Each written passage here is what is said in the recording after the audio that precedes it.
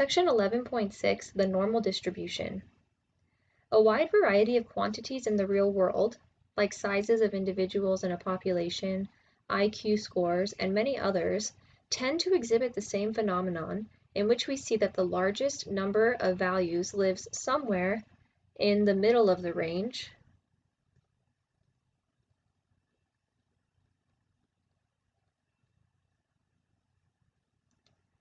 and the classes further away from the center have a smaller number of values. In fact, it's so common that frequency distributions of this type came to be known as normal distributions.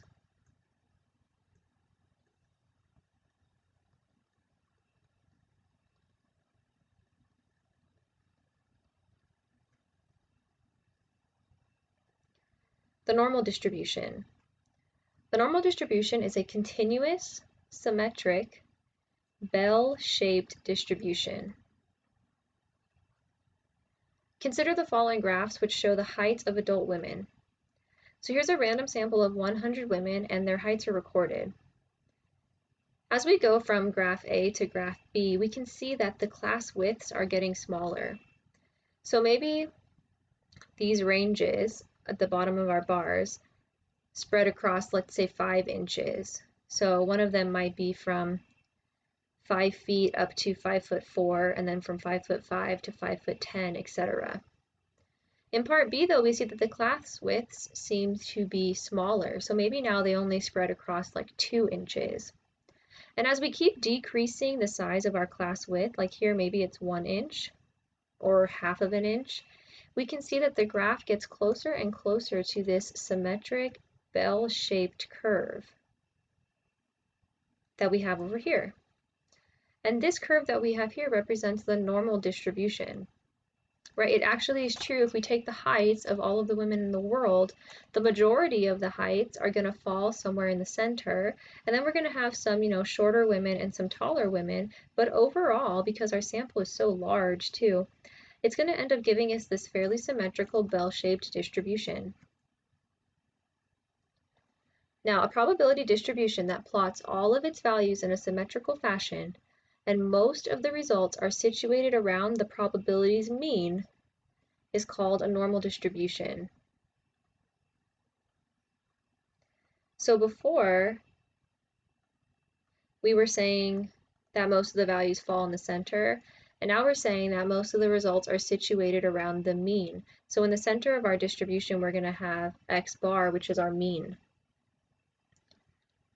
Values are equally likely to plot either above or below the mean. And grouping takes place at values that are close to the mean and then tails off symmetrically when away from the mean. So we see that majority of our values seem to be within the center, close to our mean, and then we tail off towards the edges. Properties of the normal distribution. The value in the middle of the distribution, which appears most often in the sample, is the mean. The distribution is symmetric about the mean. This means that the graph has two halves that are mirror images on either side of the mean value. The key fact here is that the area under any portion of the curve is the percentage, which we write in decimal form, of data that fall between the values that begin and end that region. The total area under our curve is equal to 1.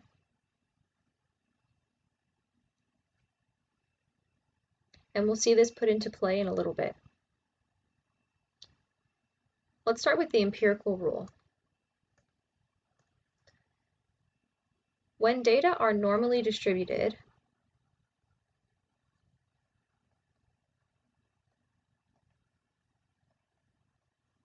approximately 68% of the values are within 1 standard deviation of the mean. And in the last section, we talked about what standard deviation is and how to compute it.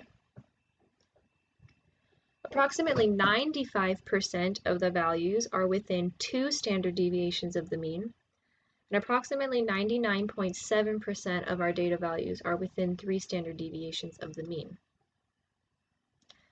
So here is a graph showing the empirical rule. Our mean is in the center. And if I go from 1 standard deviation less to 1 standard deviation higher than the mean, so take your mean and subtract the standard deviation as well as add the standard deviation, in this blue region here, I will have roughly 68% of my data values. So about 68% of the data I have falls within this range for my normally distributed data. But if I move out another standard deviation,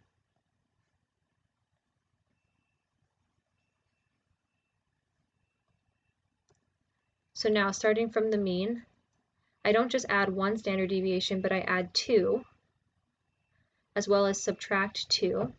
And now I'm looking at this part of my graph. I expect about 95% of my data to fall within this red region. And if I go out 1 standard deviation further, so 3 standard deviations away from my mean, so again, from my mean, I add 3 standard deviations, and from my mean, I subtract 3 standard deviations. I expect 99.7% roughly of my data to fall within this region of my distribution. So almost all of my data values are within 3 standard deviations of my mean, either 3 standard deviations above or below. Exercise 1. It has been reported that SAT scores from 2002 to 2005 were normally distributed with a mean of 1,026 and standard deviation of 210. Out of every 500 students, how many scored between 816 and 1236? Okay, well, since we know this is normally distributed, we can use the empirical rule. So let's draw our basic graph that we had above. And we know that in the center of our distribution, we should have our mean, which for us is 1026. And the empirical rule tells us that if we go out 1 standard deviation from our mean, both below and above, we should encompass 68% of our data. So in our calculator, we need to do 1026 plus 210, which will give us within 1 standard deviation above, and 1026 minus 210, which will give us 1 standard deviation below. So if you do 1026 plus 210, you get 1,236. So that's 1 standard deviation above the mean. And let's go in the opposite direction. So 1026 minus 210 gives us 816. So that's 1 standard deviation less than the mean. And look, these are exactly the numbers we were asked to look at. And we know from our empirical rule that in this range, within 1 standard deviation of the mean, we should encompass 68% of our data, right? That's this red region, which we saw was about 68%. So what this question is really asking is, what is 68% of 500? Because out of the 500 students, I would say 68% of them probably scored within this range.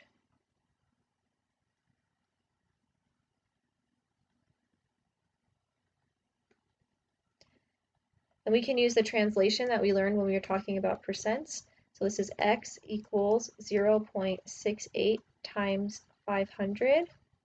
Do that in your calculator, and you get about 340 students.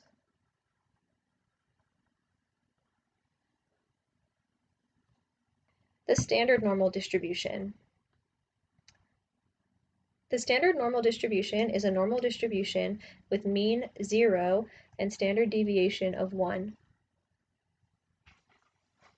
So this should look just like the one we had for the empirical rule, but rather than saying x bar and plus or minus s, we have that our mean is 0, so x bar is 0, and our standard deviations are 1. So this really is x bar plus s and x bar minus s.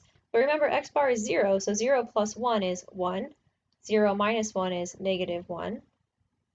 Standard deviation is 1, so x bar plus 2 times 1 would just be 2. X bar minus 2 times 1 would be negative 2, and so on. Let's talk about z-scores. For a data value from a sample with mean x bar and standard deviation s, the z-score is equal to x, which is your data value, minus the mean, divided by the standard deviation. To find a z-score, subtract the mean from your data value and divide by the standard deviation.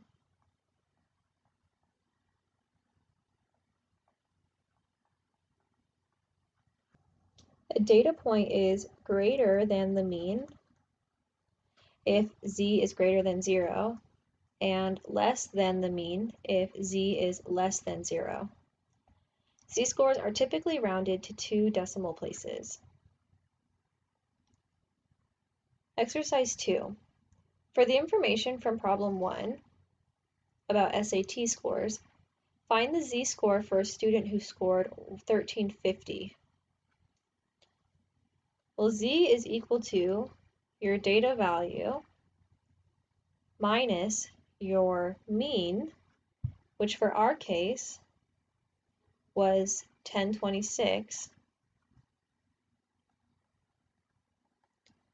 divided by your standard deviation, and ours was 210. So plugging that into your calculator, you get back 324 divided by 210 is roughly, again, round to 2 decimal places, 1.54.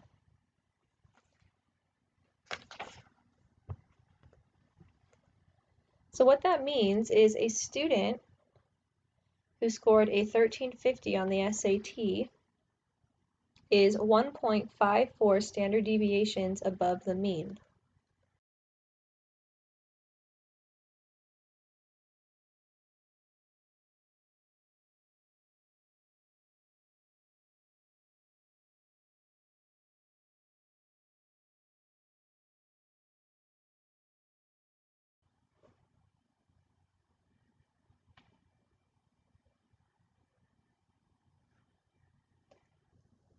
Z-score and area. The value of z-scores is that they will allow us to find areas under a normal curve using only areas under the standard normal curve,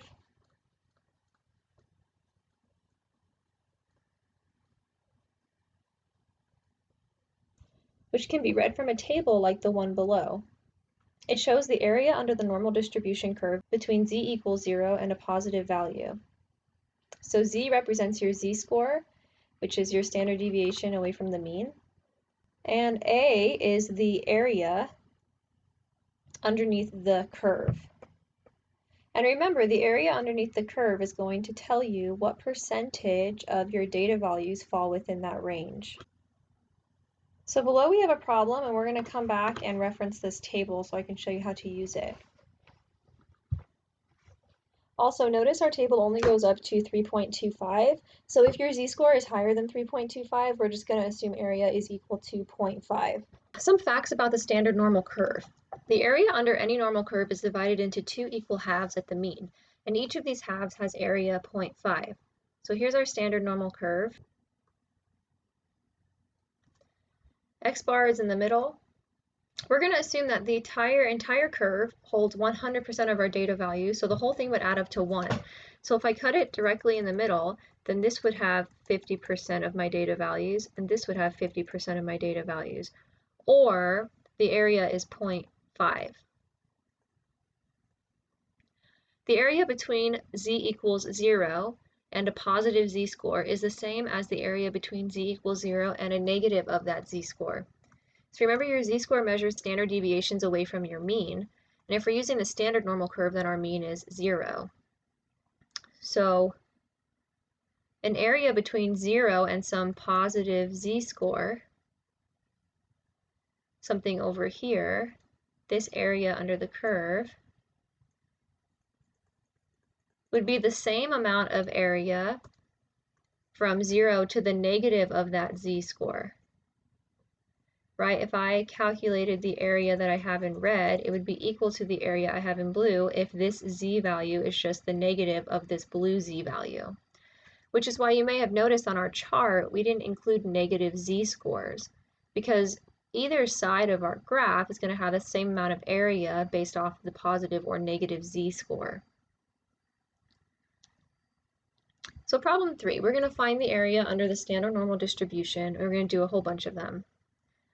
So part A, we have to find the area between z equals 1.55 and 2.25.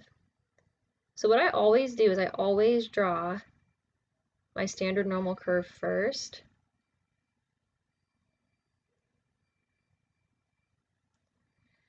And remember, the middle is 0. So the point 1.55 is going to be somewhere over here. Think of it like a number line. This side's positive. And 2.25 maybe is like here. Our table that we have above measures the distance from 0 to your z-score. Okay, so we've labeled where our z-scores are roughly, and we're trying to find the area between these two. So we're trying to find the area within here. This table that I pulled up that you have in your packet tells you the area from 0 up to your z-score. So if I start by looking at the 1.55, and I find that in my table over here, that's right here.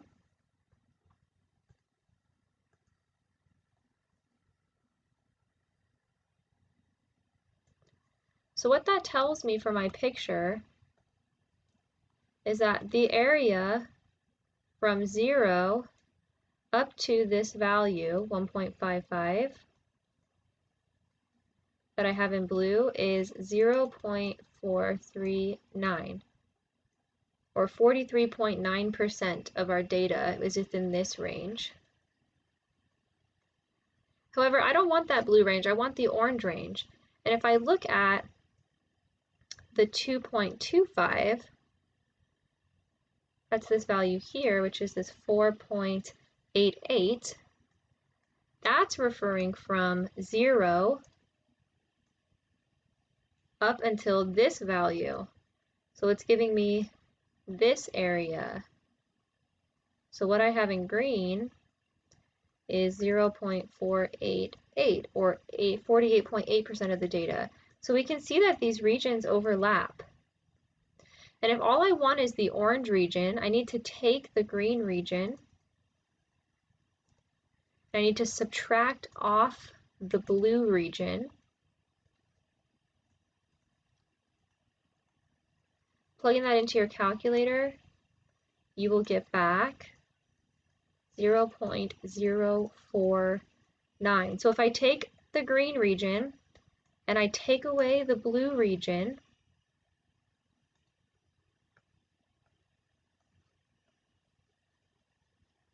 which is what I had here, that will just leave the orange region, which is what we wanted. So the area between the z-scores of 1.55 and 2.25 is 0.049. Or you would say roughly 4.9% of your data values fall within 1.55 standard deviations to 2.25 standard deviations away from the mean in the positive direction. Let's try part C together. Again, always start with drawing your normal curve.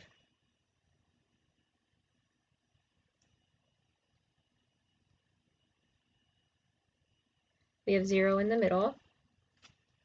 We want to find the area between z equals 1.5, which would be to the right, and z equals negative 1.75. So we're trying to find this region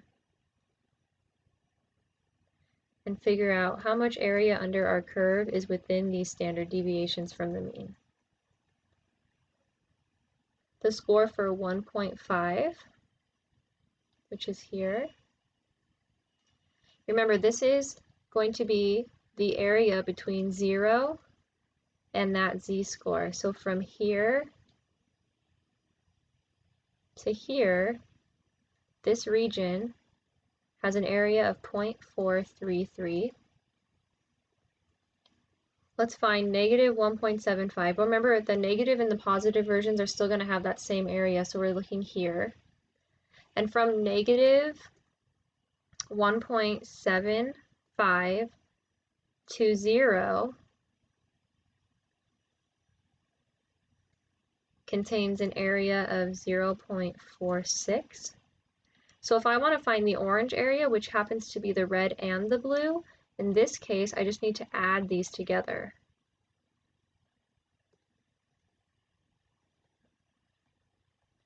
And if you add that together on your calculator, you should get back 0.893.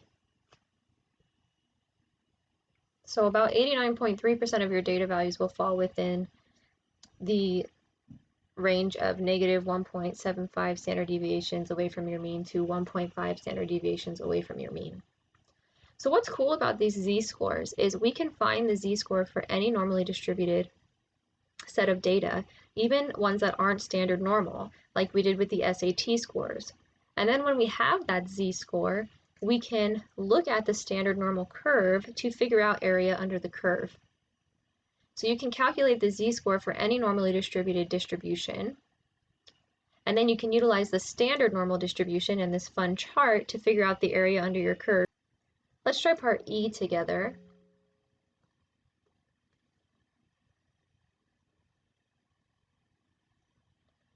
So now we want to find the area under the curve to the right of z equals negative 0.95. So I'm trying to find this area.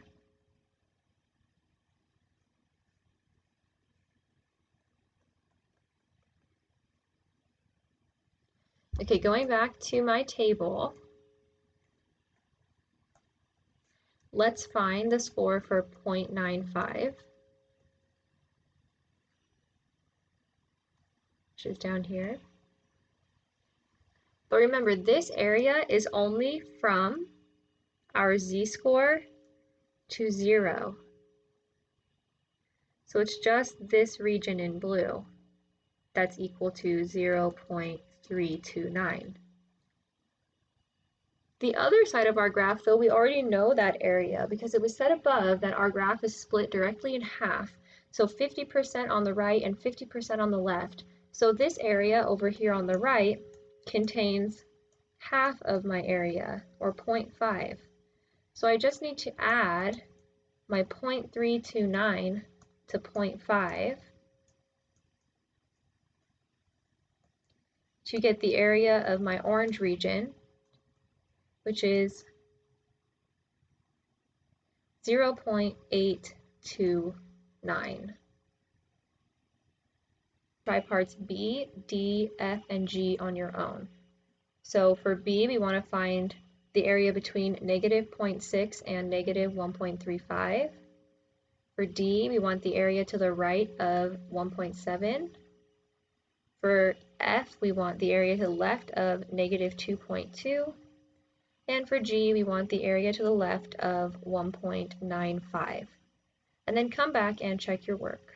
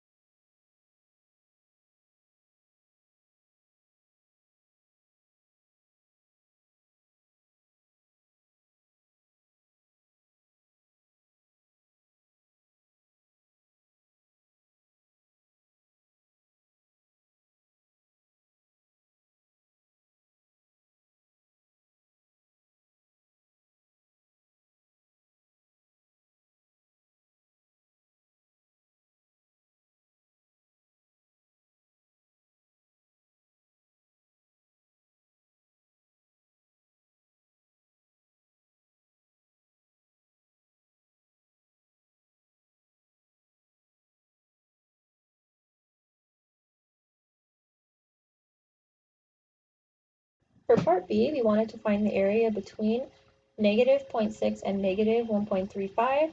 So in the chart, I showed how I found the area from negative 0.6 to 0, as well as negative 0.35 to 0. And then to get that leftover orange section, you need to subtract these. For part D, we wanted the area to the right. So from 1.7 to 0 is an area of 0.455. But remember, this entire side of the curve is equal to 0.5. So to get this leftover orange section, I needed to subtract 0.455 from 0.5. For part F, I wanted the area to the left of negative 2.2, which is just this little orange section. But in my chart, I was able to find the area between negative 2.2 and 0. But again, this whole side of my graph is equal to 0.5, so if I subtract those two quantities, I get 0.014. And part G, we wanted the area to the left of 1.95. In our chart, it told us the area from 0 to 1.95, which is 0.474. But remember, the other half of our graph is equal to 0.5, so I can just add these together to get 0.974.